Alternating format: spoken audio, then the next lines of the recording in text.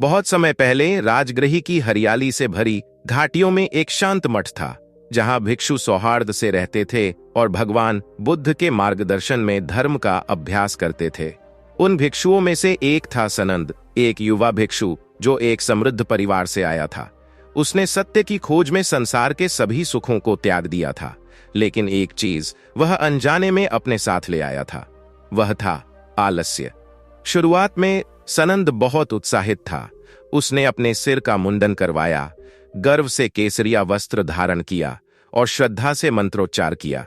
लेकिन कुछ ही हफ्तों बाद उसके पुराने स्वभाव लौट आए। वह देर से उठता, ध्यान सत्रों से कतराता और मठ के कामों से बचने के लिए बहाने बनाता। जब मठाधीश उसे नदी से पानी लाने को कहते तो वह कहता, आज मेरे पैर दुख रहे हैं, मैं कल जाऊंगा। जब ध्यान करने का समय आता, वह सोचता, बस थोड़ी देर आराम कर लूं, फिर ध्यान करूंगा। लेकिन वह आराम सूर्यास्त तक खिंच जाता। अन्य भिक्षुओं ने यह देखना शुरू कर दिया। वे आपस में कहने लगे, सनंद पीछे रह रहा है। वह बहुत आशा लेकर आया था। कुछ को तो क्रोध भी हुआ, क्योंकि वे उसका काम भी कर रहे थे। लेकिन बुद्ध ने कभी उसे डांटा नहीं। वे बस शांत करुणा से देखते रहे। एक शाम सनंद जंगल के किनारे एक बोधि वृक्ष के नीचे बैठा था, बेचैनी और अपराध बोध से भरा हुआ। वह सोच रहा था, मैं बाकी लोगों की तरह क्यों नहीं बन सकता? शायद मैं इस जीवन के लिए बना ही नहीं हूं। उसने मठ छोड़ने का निर्णय लिया। उस रात उसने अपना भिक्षा पात्र और वस्त्र समेटे और चुपचाप जंगल की ओर निकल पड़ा। लेकिन जल्दी ही वह रास्ता भटक गया। अंधेरा छा गया। अजीब अजीब आवाजें गूंजने लगीं। डर के मारे वह एक पेड़ के नीचे कांपते हुए बैठ गया। अचानक उसे कदमों की आहट सुनाई दी। अंधेरे से एक वृद्ध पुरुष प्रकट हुए, जिनका चेहरा शांत और तेजस्वी था। हाथ में एक लकड़ी की छड़ी थी।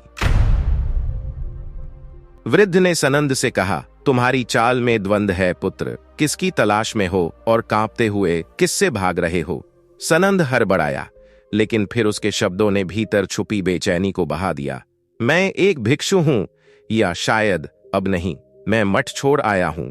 मैंने बुद्ध का मार्ग अपनाने की कोशिश की, लेकिन आलस्य मुझे अंदर से खा रहा है। मैं ना ध्यान कर पाता, ना सेवा कर पाता। मैं दूसरों की तरह मजबूत नहीं हूं। वृद्ध मुस्कुराए, आओ मैं तुम्हें कुछ दिखाता हूं। वे सनंद को पास की एक गुफा में ले गए। अंदर एक पुराना लेकिन साफ दर्पण था।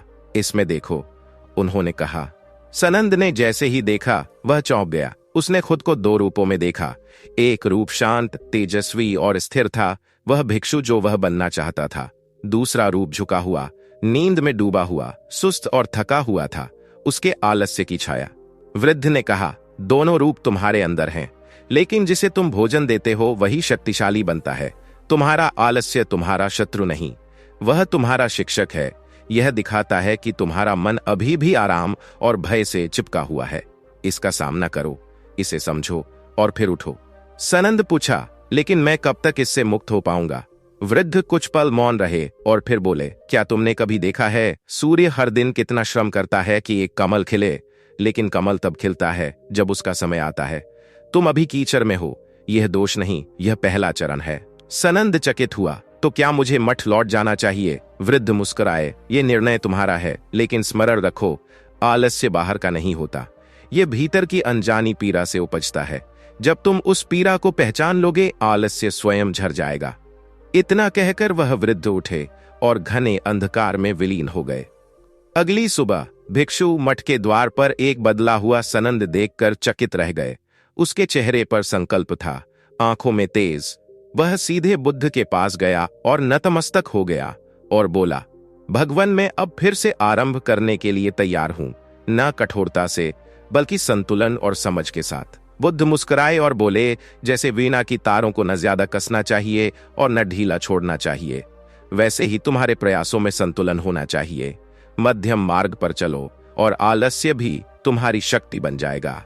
उस दिन के बाद से सनंद धीरे धीरे लेकिन लगातार मेहनत करता रहा। वह भोर से पहले उठता, मठ का सबसे कठिन कार्य खुद चुनता, आनंद से उस कार्य को पूर्ण करता और ध्यान में मन लगाता। उसका परिवर्तन पूरे मठ के लिए प्रेरणा बन गया। समय के साथ उसने आलस्य को अपने भीतर से उखाड़ फेंका, न केवल अनुशासन से बल्कि आत्मबोध से। वर्षों बाद सनंद एक सम्मानित शिक्षक बना और जब भी कोई युवा भिक्षु आलस्य की शिकायत करता, वह मुस्कुराकर कहता, हाँ, मैं भी एक बार उस छाया से मिला था, लेकिन छायाएं तब मिटती हैं जब तुम प्रकाश की ओर चलना शुरू करते हो। सनंद को बोधि वृक्ष के नीचे जो मिला वह कोई साधारण वृद्ध नहीं था, वह स्वयं बुद्ध थे, जिन्होंने करुणा से उसे उसके ही भीतर का प्रकाश दिखाया। आलस्य कोई ऐसा शत्रु नहीं जिसे पराजित करना है, बल्कि एक छाया है जिसे समझना है।